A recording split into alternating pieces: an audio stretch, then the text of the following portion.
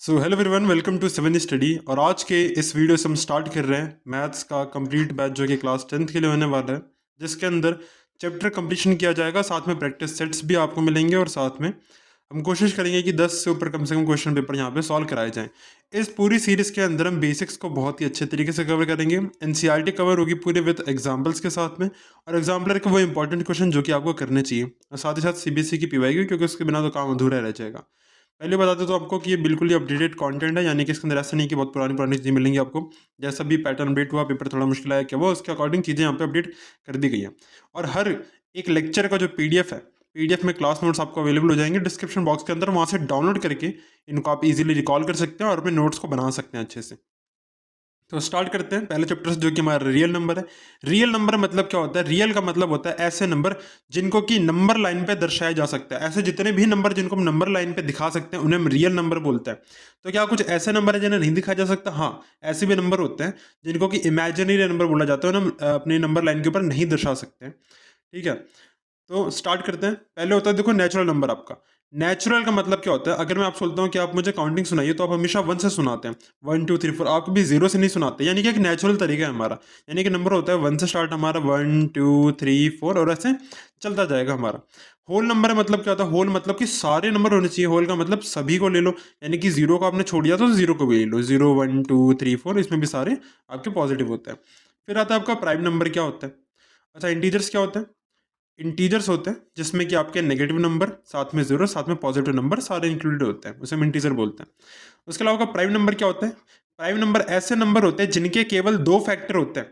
कहने का मतलब क्या है कि जो प्राइम नंबर ऐसा नंबर होता है जो कि 1 के टेबल में आता हो और खुद के टेबल में आता हो, इटसेल्फ अपने खुद के टेबल में आता हो, उसे हम प्राइम नंबर बोलते हैं।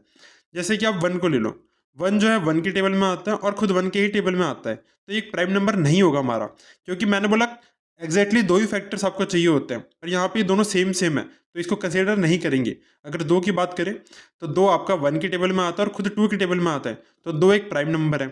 उसके बाद 3 भी एक प्राइम नंबर है, 4 एक प्राइम नंबर नहीं हो सकता, 5 आपका एक प्राइम नंबर है। फिर आपका 7 एक प्राइम नंबर है। क्या 9 आपका एक प्राइम नंबर? नहीं, क्योंकि 9 आपका 3 के टेबल में आता है, 9 के टेबल में आता है और 1 के टेबल में आता है, तो इसको कंसिडर नहीं करेंगे। सिर्फ दो ही फैक्टर होने चाहिए। ठीक है, यानी कि 9 नहीं हो सकता, 10 भी नहीं हो सकता, फिर आपका 11 हो जाएगा, फिर आपका 13 हो जाएगा। तो जितने मैंने प्राइम नंबर लिखे यहाँ पे 2 3 5 7 11 13, आपको तो ये अच्छे से पता ही होने चाहिए। और साथ ही साथ नोटिस करो कि इनको एक ऑर्डर में लिखा है हमने, जैसे 2 के बाद 3 है, 3 के बाद 5 है, 5 के बाद 7 है। अब देखो कि जैसे जैसे प्राइम नंबर आगे बढ़ रहे हैं तो सभी प्राइम नंबर जो है अपने पिछले वाले नंबर से बड़े नंबर है। जैसे 2 से बड़ा 3, 3 से बड़ा 5, 5 से बड़ा 7, 7 से बड़ा 11, 11 से बड़ा 13। और इस चीज़ को आपको अच्छे से समझ के रखना पड़ेगा। देखो कैसे, क्योंकि जब भी आप प्राइम फैक्टराइजेशन करोगे, प्राइम फैक्टराइजेशन का मतलब है किसी भी नंबर को जब आप फैक्टराइज कर रहे होगे तो प्राइम नंबर के फॉर्मेट से करोगे। यानी कि पहले 2 से हमेशा करोगे, फिर 3 से करोगे, फिर 5 से करोगे, फिर 7 से करोगे, फिर 11 से करोगे और फिर 13 से करोगे। इसी ऑर्डर में आपको फॉलो करना होता है प्राइम फैक्टराइजेशन के अंदर। फिर हम बात करते हैं कंपोजिट नंबर्स की, कि कंपोजिट नंबर क्या होते हैं। तो कंपोजिट नंबर ऐसे नंबर होते हैं जिनके कि दो से ज्यादा फैक्टर्स होते हैं। ठीक है, प्राइम में केवल दो ही फैक्टर होते हैं, लेकिन कंपोजिट में दो से ज्यादा होते हैं। जैसे कि 4 है आपका, तो 4 आपका 2 के टेबल में आता है, 1 के टेबल में आता है और खुद 4 के टेबल में आता है। या चाहे 12 को ले लो, 12 आपका 1 के टेबल में आता है, 2 में आता है, 3 में आता है, 4 में भी आता है, 6 में भी आता है और खुद 12 में भी आता है। तो इसके बहुत सारे फैक्टर्स हो गए यहाँ पे, तो हम कंपोजिट नंबर बोलते हैं। ठीक है, अब ध्यान दो, कोई सा भी कंपोजिट नंबर जो होता है उसको हम एज अ प्राइम फैक्टर्स के फॉर्म में लिखा जा सकता है उसको। देखो किस प्रकार से, पहले प्राइम फैक्टराइजेशन करना सीखते हैं आप पे। उम्मीद करता हूँ बहुत सारे बच्चों को आता होगा, अगर नहीं आता तो फिर भी देख लो। जैसे मान लो एग्जाम्पल ले लूँ, 72 ले लूँ, या फिर 84 ले लेता हूँ, या फिर मान लो यहाँ पे ले लिया मैंने 74, कुछ भी ले लेते हैं। ठीक है, कुछ भी ले सकते हैं। एक काम करते हैं, इसको 94 ले लेते हैं। देखो कैसे करेंगे इसको, पहले प्राइम नंबर से आपको करना है पता है, तो पहले 2 से करोगे हमेशा, फिर 3 से, फिर 5 से, फिर 7 से। तो पहले 2 से कर लो, 2 3 जा 6, 2 6 जा 12, फिर दोबारा 2 से, 2 1 जा 2 और 2 8 जा 16, फिर दोबारा 2 से करोगे, 2 9 जा 18। अब ये 2 से नहीं जाएगा, 3 से जाएगा, तो 3 जा 9 और 3 1 जा 3। तो इस तरीके से आप प्राइम फैक्टराइजेशन करते हो। इसमें भी कर लोगे, 2 4 जा 8 हो जाएगा, और आपका 2 2 जा 4, 2 2 जा 4, 2 1 जा 2, फिर ये 3 से जाएगा, 3 7 जा 21, 7 1 जा 7। ठीक है, तो अब देखो कि प्रोसेस में ये हो रहा है ये। उसके अलावा 2 चौके 8 है ना, और 2 7 14 हो जाएगा। फिर 7 4 आपका 11 हो गया, 47 देखो किसके में आएगा, ना ये 2 में आएगा, ना ये आपका 3 में भी नहीं आ सकता, 5 में नहीं आएगा, 7 में भी नहीं आता, 11 में भी नहीं आता, 13 में भी नहीं आता। तो आपको पता होना चाहिए छोटी सी बात कि 47 खुद एक प्राइम नंबर है। ठीक है, तो 47 का आप लिख देंगे 47 47। तो इस प्रकार से आपको करना है। अच्छा, कई बार होता है डाउट कि हमें कैसे पता चलेगा कि जो नंबर यहाँ लिखा है वो किसके टेबल में आता है। तो देखो, जब भी आपका एक इवन नंबर है तो वो पहले 2 से ही जाएगा। उसके अलावा अगर कोई सा भी नंबर दे रखा है जो आपको नहीं पता वो 2 में आ रहा हो, 2 के बाद आप किस में आ रहा है कैसे चेक करोगे। जैसे मान लो यहाँ दे रखा हो आपको,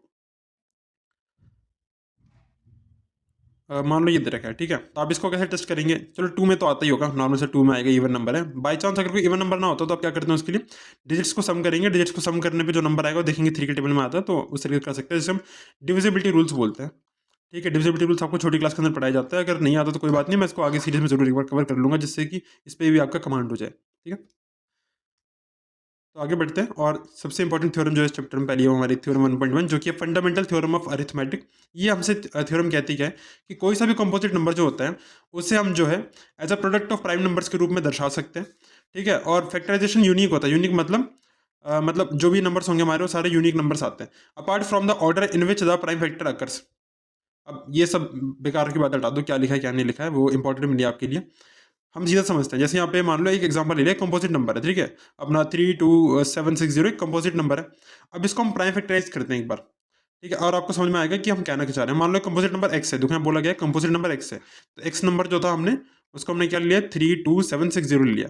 अब इसको प्राइम फैक्टराइज करते हैं एक बार, तो इस नंबर को देखोगे आप कुछ ना इस प्रकार से लिखेंगे हम, जैसे पहला प्राइम नंबर होगा, फिर दूसरा होगा P2, फिर P3, फिर P4, ये सारे सारे एज अ प्रोडक्ट लिखे जाएंगे। कैसे, देखो पहले 2 से करते हैं इसको, तो 2 एकम 2, 2 6 12, 2 3 6, 2 8 16 और 0 का 0 आ जाएगा। दोबारा 2 से करेंगे तो 2 8 16, 2 एकम 2, 2 में 18, 0 का 0 आ जाएगा। फिर दोबारा 2 से कर सकते हैं, 2 चौके 8 और 0 आएगा, 2 में 18 और 2 पचे 10 आ जाएगा। अब ये देखो यहाँ पे कि 4, देखो 4095 आया। ठीक है, 5 और 4 जोड़ने पे 9 आता है, 9 और 9 जोड़ने पे कितना आता है, 18 आता है। 18 3 के टेबल में आता है, 3 से हो जाएगा ये। फिर 3 एकम 3 कर देंगे, 3 एकम 3 किया, 3 तिया 9, 1 बचा, 3 6 18, 3 पचे 15 आ गया। अब देखो 6 7 8 9 10 और 5 15, दोबारा ये 3 3 के टेबल में आ जाएगा। तो 3 चौके 12 कर लो और 3 पचे 15 और 3 पचे 15 कर लो। अब ये देखो अभी आपका 3 के टेबल में नहीं आता, यानी कि अगला नंबर कौन सा चेक करेंगे, 5 से करेंगे, तो 5 से तो ही जाएगा, 5 9 45, 5 1 5 होता है।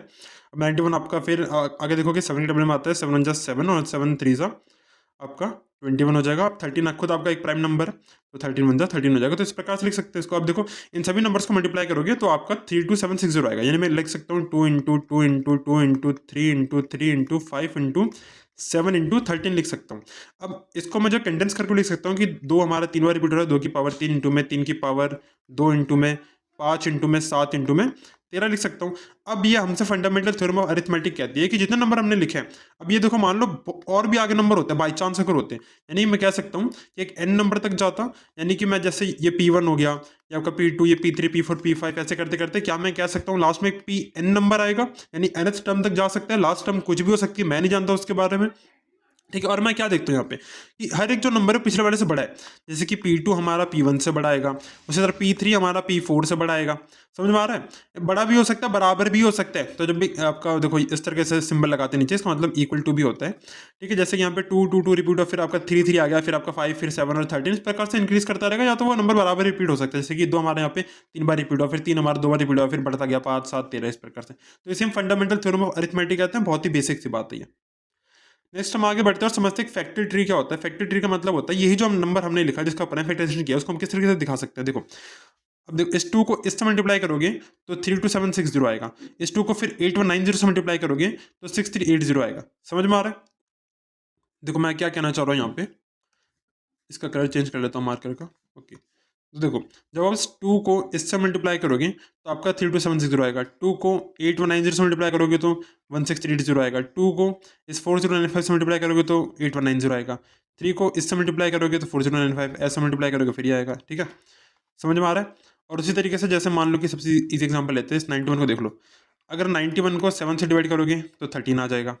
ठीक है, अगर इस 91 को 13 से करोगे तो 7 आ जाएगा। ठीक है, इसी फैक्टर ट्री बोलते हैं। बहुत बेसिक सा रिलेशन नहीं है, बस कुछ नहीं किया हमने, ये जो तरीका था यहाँ पे लिखने का उसको हमने इस प्रकार से लिख दिया फैक्टर ट्री की फॉर्म में। अब ये काम आता है, तो बहुत मुश्किल है कि इससे अभी क्वेश्चन हमें देखने को मिला, लेकिन फिर भी हमें सीख लेना चाहिए। बाई चांस कुछ भी हो सकता है एग्जाम के अंदर, हमें नहीं पता रहता, तो तैयारी पूरी 360 वाली होनी चाहिए। ठीक है, तो फैक्टर ट्री बहुत ही सिंपल सा एक मेथड है जिसमें कि नंबर्स को आप इस तरह से लिख के दिखाते हैं, फैक्टर ट्री के रूप में ट्री सा बनाते हैं। ठीक है, सिंपल है बिल्कुल। अब मान लेते हैं कोई सा एक एग्जांपल यहाँ पे समझते हैं। एग्जांपल बहुत इंपॉर्टेंट है ये, और इस पे बेस्ड क्वेश्चन हमें पहले भी देखने को मिला एग्जाम के अंदर। ठीक है। तो इसमें क्या बोला गया, consider the number 4 raise to power n, यानी कि 4 की पावर कितना ही कर लो एन। एन एक हमारा नेचुरल नंबर है बोला गया हमसे, एन एक हमारा कैसा नंबर है, नेचुरल नंबर है। Check whether there is any value of n for which 4 raise to power n ends with the digit 0, यानी कि अब एन की जगह हमें नेचुरल नंबर पता है क्या होता है, 1 होता है, 2 होता है, 3 होता है, 4 होता है, ऐसे बहुत सारे नेचुरल नंबर हमारे हो सकते हैं। कह रहा है हम कितनी पावर डालें, ये नहीं पूछा कितनी पावर डालें, बेसिकली पूछ रहा है अगर कुछ पावर डाले तो क्या कभी डिजिट 0 हो सकता है। कहने का मतलब क्या है कि 4 की पावर 1 कर लो तो 4 आएगा, 4 की पावर 2 कर लो तो आपका 16 आ जाएगा, 4 की पावर 3 कर लो तो 64 आ जाएगा। कहना चाह रहा है कभी ऐसा होना चाहिए कि आपको जो यूनिट डिजिट होता है, यूनिट डिजिट जो होता है यानी जो सबसे पहले यहाँ जो लास्ट में जो नंबर आएगा वो आपका 0 आ जाना चाहिए। क्या ऐसा कभी पॉसिबल है, हमें ये बताना है। अब एक चीज देखो यहाँ पे, मान लो कोई सा भी नंबर है एक्स, कोई सा भी नंबर है, अगर उसको 10 से मल्टीप्लाई करते हैं तो पीछे उसके 0 आएगा, कंफर्म्ड है, बिल्कुल कंफर्म है। बट एक छोटा सा ट्विस्ट है यहाँ पे कि हमें यहाँ पे प्राइम फैक्टराइज करके देखना है, यानी कि प्राइम फैक्टराइजेशन में ध्यान देना, प्राइम नंबर से ध्यान देना है। हम प्राइम नंबर की चर्चा कर रहे हैं यहाँ पे। तो 10 तो कंपोजिट नंबर है, यानी कि 10 को नहीं लेना, पर 10 को क्या मैं 5 इंटू 2 लिख सकता हूँ। और क्या 5 और 2 जो दोनों के दोनों प्राइम नंबर है, बिल्कुल दोनों ही प्राइम नंबर है। इसका मतलब है कोई सा भी नंबर है मुझे उसका प्राइम फैक्टराइजेशन करके ये चेक करना होगा क्या उसके फैक्टर के अंदर 5 और 2 दोनों अवेलेबल है, दोनों कंडीशन ट्रू होनी चाहिए, 2 एंड 5 दोनों होने चाहिए। अगर 2 एंड 5 दोनों है, यस है, तो हाँ वो नंबर एंड विद 0 हो जाएगा, अगर नहीं है तो नहीं होगा। एग्जांपल के लिए जैसे ये 4 दे रखा है ना, तो 4 का प्राइम फैक्टराइजेशन कर लो, सिंपल है बिल्कुल। तो 2 2 ज़ा 4 किया आपने और 2 1 ज़ा 2 किया, तो आपने देखा इसके प्राइम फैक्टराइजेशन के अंदर 2 इंटू 2 आया, तो 2 तो आ रहा है बट 5 आपका मिसिंग है, 5 आपका इसके अंदर मिसिंग है, 5 आपका नहीं है, इस वजह से no it can't end with 0। ठीक है, ये आपका जो है 0 से एंड नहीं होगा, यानी लास्ट में इसके 0 नहीं आ सकता। समझ में आया आपके, इसके लास्ट में 0 नहीं आ सकता। तो इस तरीके से चेक करना, ये कॉन्सेप्ट है, आप इसको सिंपली रिकॉल कर लेंगे एक बार कि पहले प्राइम फैक्टराइजेशन करो, फिर चेक करो 2 और 5 दोनों आने चाहिए उसके अंदर, अगर आ रहा है तो एंड विद 0, नहीं आ रहा है तो नहीं होगा। ठीक है, सिंपल है बिल्कुल। ऐसे कोई सा भी नंबर उसका प्राइम फैक्टराइजेशन कर देना, आप सिंपली उसका आंसर जो है निकाल पा रहे होंगे। नेक्स्ट हम आगे बढ़ते हैं, समझते हैं एलसीएम और एचसीएफ क्या होता है। देखो एलसीएम का मतलब होता है लीस्ट कॉमन मल्टीपल और एचसीएफ होता है हाईएस्ट कॉमन फैक्टर। एलसीएम का बहुत ही इजी मतलब सिखाता हूँ आपको, आपको हमेशा याद रहेगा कि एलसीएम होता क्या है। जैसे मान लो कि कोई से भी दो नंबर ले लो, कोई से भी दो नंबर मान लेते हैं यहाँ पे हमने ले लिया 8 ले लिया, और मान लेते हैं यहाँ पे और कौन सा लें, चलो मान लेते हैं 12 ले लेते हैं। ठीक है, मान लो इनका आपको एलसीएम बताना है। तो एलसीएम का लीस्ट मतलब होता है सबसे कम, यानी कि वो कम से कम ऐसा कौन सा नंबर है जो कि इन दोनों की टेबल के अंदर आता हो, यानी 8 की टेबल में 12 की टेबल में जो सबसे पहले नंबर जो सेम दिखेगा, कॉमन दिखेगा, वही हमारा लीस्ट कॉमन मल्टीपल होता है। मल्टीपल का मतलब ही टेबल है यहाँ पे। तो एक बार टेबल लिख के देख लें, 8 2 16, 8 3 24, 8 4 32। ठीक है, 12 1 12, 12 2 24। तो आपने देखा 24 दोनों के टेबल में आ रहा है, और सबसे पहले 24 हमारा मतलब कोलैप्स किया आपस में, तो 24 हमारा कॉमन है दोनों के अंदर, तो वही हमारा एलसीएम होगा जिसको हम लीस्ट कॉमन मल्टीपल बोलते हैं। अच्छा, एलसीएम को निकालने का एक और तरीका होता है जिसे हम प्रोडक्ट ऑफ हाईएस्ट पावर बोलते हैं। क्या है उससे भी अभी हम समझ लेंगे। पहले यहाँ पे हम देखते हैं कि एलसीएम और एचसीएफ दे रखा है। ठीक है, तो हमें बोला कि एलसीएम और एचसीएफ निकालना है 6 एंड 20 का, तो हम इसको प्राइम फैक्टराइजेशन के तरीके से निकालेंगे। तो 6 का पहले प्राइम फैक्टराइजेशन कर लो, 2 3 ज़ा 6 और 3 1 ज़ा 3 कर लोगे। 20 का कर लो यहाँ पे, तो 2 1 ज़ा 2, 2 0 ज़ा 0, 2 5 ज़ा 10 और 5 1 ज़ा 5 कर लोगे। ठीक है, तो आप 6 को क्या लिख सकते हो, 6 को लिख सकते हो 2 इंटू 3। वैसे आप 20 को क्या लिख सकते हो, 2 इंटू 2 इंटू 5।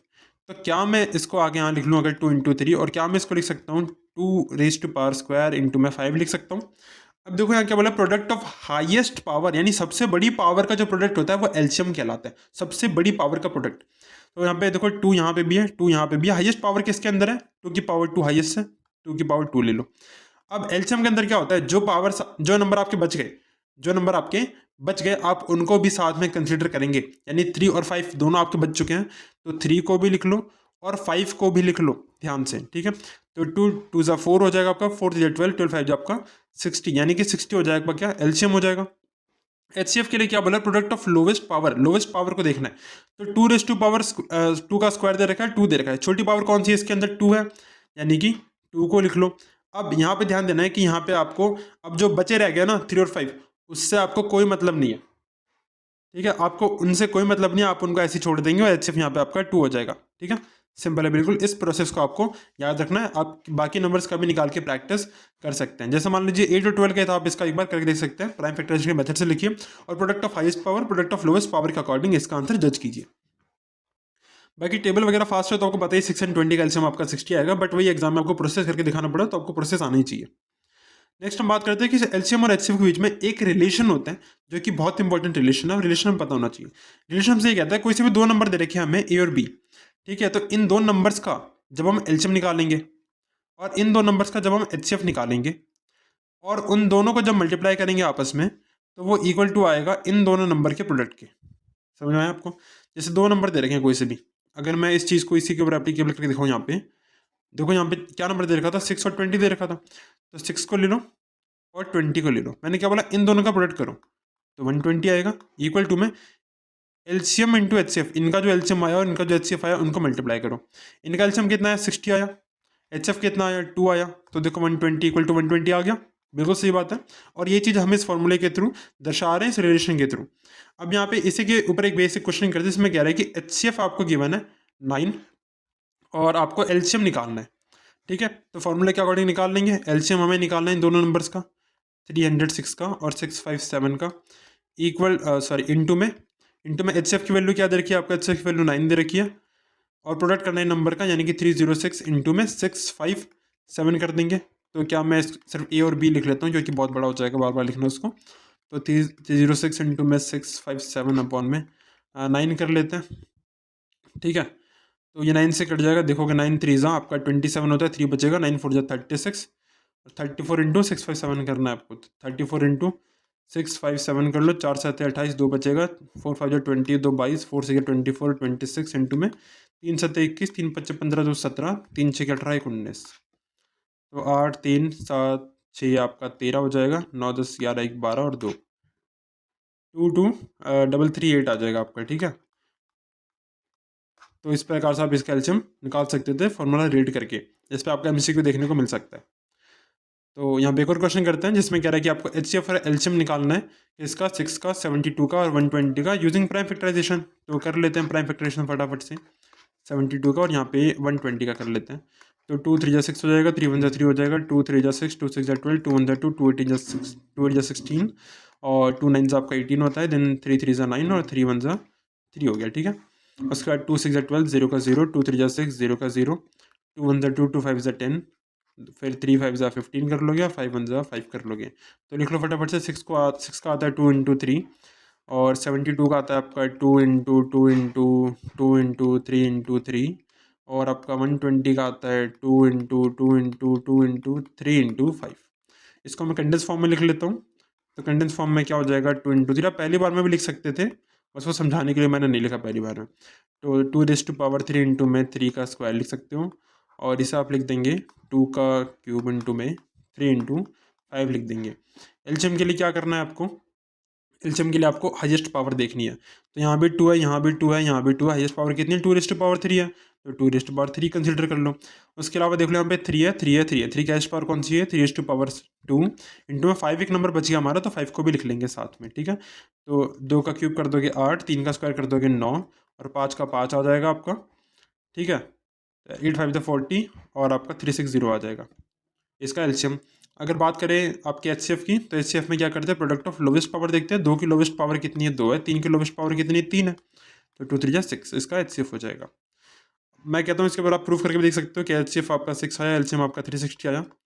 आप इन नंबर्स का, सॉरी एक सेकंड, यहाँ पे 3 नंबर का है ना, हाँ, तो 3 नंबर के लिए अभी मैं आपसे नहीं कह सकता क्या, अभी सिर्फ 2 नंबर के लिए फॉर्मूला है, ठीक है। 3 का भी एक रिलेशन बन सकता है, वो रिलेशन अगर होगा तो आगे डिस्कस करेंगे, हालांकि उसकी आवश्यकता पड़ती नहीं है आपको। तो यहाँ पे एक क्वेश्चन करते हैं जो कि सीबीएसई के PYQ में आया था 2025 के कंपार्टमेंट के सेट 1 के अंदर आया था। सिंपल सा क्वेश्चन है बिल्कुल, जिसमें कि आपका फैक्टर ट्री पूछ रखा था यहाँ पे, और आप इसका एज इट इज़ मतलब बहुत ईजिली इसका आंसर बता पा रहे होंगे, ठीक है। फैक्टर ट्री दे रखा है आपको, तो आपको आंसर करना है क्वेश्चन का। पहले पूछा है ए की वैल्यू क्या है, ए देखो कहाँ आपका ये रहा ए, मैंने क्या बताया, इसको इससे मल्टीप्लाई करोगे तो ऊपर वाला नंबर आएगा, तो 5 इंटू कर लो आप 4 8 2 3 करोगे, तो 5 3 15, 5 2 10 और आपका 11, 5 8 आपका 40 41, 5 4 20 24, 2 4 1 1 5 आ जाएगा ए की वैल्यू। फिर ऐसे पूछा बी की वैल्यू क्या है, बी का आपका देखो ये रहा, ठीक है, तो इन दोनों को मल्टीप्लाई करने पे आपका यह होगा। तो मैंने आपको बोला था कि अगर एक मिसिंग है आपका, तो 4823 जो है उसको आप 37 से, सॉरी 37 नहीं, आपका 371 है, इससे आप डिवाइड कर लोगे तो आपकी ये बी की वैल्यू आ जाएगी। ठीक है, तो आप वो खुद से निकाल लेना, मुझे निकालने की आवश्यकता नहीं है यहाँ पे।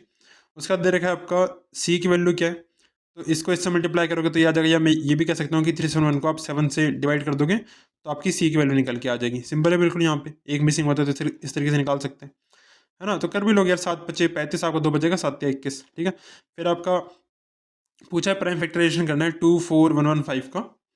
ठीक है, आपसे बोला यहाँ पे 24115 का प्राइम फैक्टराइजेशन करना है, तो वो भी आप कर सकते हैं। 5 4 9 10 11 12 13, तो आप देखेंगे ना ये 3 से जाएगा ना 2 से जाएगा, तो 5 से स्टार्टिंग कर देना इसकी, और इसको आप जो है सॉल्व कर लेना। तो यहाँ पे क्वेश्चन है जिसमें कह रहा है कि आपको HCF दे रखा है, एक सेकेंड, हाँ ठीक है। तो यहाँ पे आपको HCF दे रखा है 2 नंबर्स का, 2 नंबर क्या है, ए और बी है। ए और बी आपके 2 नंबर है, जिसमें आपको HCF 1 दे रखा है। एलसीएम आपको निकालना है, और नंबर्स आपके ए इंटू बी है, यानी कि एलसीएम आपको पता नहीं, HCF क्या दे रखा है, 1 दे रखा है। और बाद में क्या करते हैं, प्रोडक्ट करते हैं नंबर का, दोनों नंबर क्या, ए और बी है, ए और बी का प्रोडक्ट करेंगे, तो क्या मैं कह सकता हूँ LCM equal to A B नहीं आ जाएगा, आपका ए बी आ गया, जो कि ऑप्शन नंबर डी हो जाएगा यहाँ पे। इसमें कह रहा था LCM of smallest 2 digit composite number, composite number पता है जिनके 2 से ज़्यादा फैक्टर होते हैं, तो सबसे छोटा कंपोजिट नंबर कौन सा होगा, 2 डिजिट वाला, तो 10 होते हैं। और सबसे छोटा कंपोजिट नंबर कौन सा है, सबसे छोटा कंपोजिट नंबर 4 है, क्योंकि वो सबसे पहले आता है। ठीक है, इन दोनों का आपको एलसीएम बताना, दोनों का एलसीएम क्या, दोनों के टेबल में आता हूँ, तो 10 के टेबल 20 आता है, 4 के टेबल 20 आता है, तो 20 हो जाएगा ऑप्शन नंबर सी इसका। यहाँ पे क्वेश्चन जिसमें कह रहे हैं कि अगर 2 पॉजिटिव इंटीजर है ए और बी, ठीक है, जिनको कि लिखा जाता है इस प्रकार से कि A equal to X cube Y square है, और बी इक्वल टू आपका एक्स और वाई क्यूब दे रखा है, एक्स और वाई के प्राइम नंबर आपके, तो आपको HCF बताना है। ठीक है, HCF के लिए क्या करते हैं, HCF के लिए प्रोडक्ट ऑफ लोवेस्ट पावर देखते हैं, तो एक्स क्यूब और एक्स के अंदर लोवेस्ट पावर क्या है, एक्स है आपकी, वाई क्यूब और वाई स्क्वायर के अंदर लोवेस्ट पावर क्या है, वाई स्क्वायर है, तो एक्स वाई स्क्वायर इसका सेम आंसर हो जाएगा, जो कि ऑप्शन नंबर बी है यहाँ पे। इसमें आपको एक्स और वाई की वैल्यू निकालनी है, सिंपल है ना। अब पता है 143 को 11 से डिवाइड कर दो तो आपके वाई की वैल्यू आ जाएगी, एक्स की मतलब वाई की वैल्यू आ जाएगी, और एक्स के लिए क्या करोगे, इस 1001 को 143 से डिवाइड कर दो तो यहाँ पे एक्स की वैल्यू आ जाएगी, सिंपल है बिल्कुल। तो 143 को कर लोगे 11 से डिवाइड, तो वैल्यू आ जाएगी आपकी वाई की, और 1001 को डिवाइड कर लोगे 143 से, तो वैल्यू आ जाएगी आपकी एक्स की। ठीक है, तो इसे आप कर लेना, सिंपल क्वेश्चन है बिल्कुल। ठीक है, तो आप इसको देखो 143 दे रखा है, तो आपको पता ही है कि वाई की वैल्यू आपकी 13 आनी चाहिए, वाई की वैल्यू 13 इसके अंदर है, तो ऑप्शन नंबर ही हो जाएगा। यहाँ पे आपको दे रखा है एलसीएम दे रखा है, पहली स्टेटमेंट बोली है एलसीएम में एक्स और 18 का 36 है, तो एक्स और 18 दो नंबर है जिनका कि एलसीएम लेने पे कितना आता है, 36 आता है। और HCF दे रखा है आपको इन दो नंबर्स का, एक्स और 18 का HCF दे रखा है आपको 2, तो आपको एक्स नंबर पता करना है, यानी कि एलसीएम इंटू में HCF इक्वल टू में प्रोडक्ट ऑफ नंबर, यानी कि एक्स इंटू 18, तो 18 2 36, 2 2 4, एक्स इक्वल टू कितना आ गया आपका 4 आ जाएगा, जो कि ऑप्शन नंबर डी है। यहाँ पूछ रहा है आपसे कि √2 √3 √7 ये सभी कैसे नंबर होते हैं, तो आपको पता है अंडर रूट के अंदर जो भी नंबर होता है उसे हम इरेशनल नंबर बोलते हैं। ठीक है, तो ये आपका एक इरेशनल नंबर हो जाएगा। ठीक है, तो आज के लेक्चर में इतना ही, अब कंटिन्यू करेंगे लेक्चर नंबर 2 से। उम्मीद करता हूँ आप इस सीरीज़ को प्रॉपरली फॉलो करेंगे और अपने सिलेबस को बहुत अच्छे से कंप्लीट करके अच्छा स्कोर करेंगे। ठीक है, तो आपको PDF नोट्स मिल जाएंगे डिस्क्रिप्शन बॉक्स के अंदर, वहाँ से आप इनको डाउनलोड कर सकते हैं और अपने अच्छे तरीके से नोट्स बना सकते हैं रिवीजन पर्पज़ के लिए। Thanks for watching this video, have a good day, keep studying, bye bye.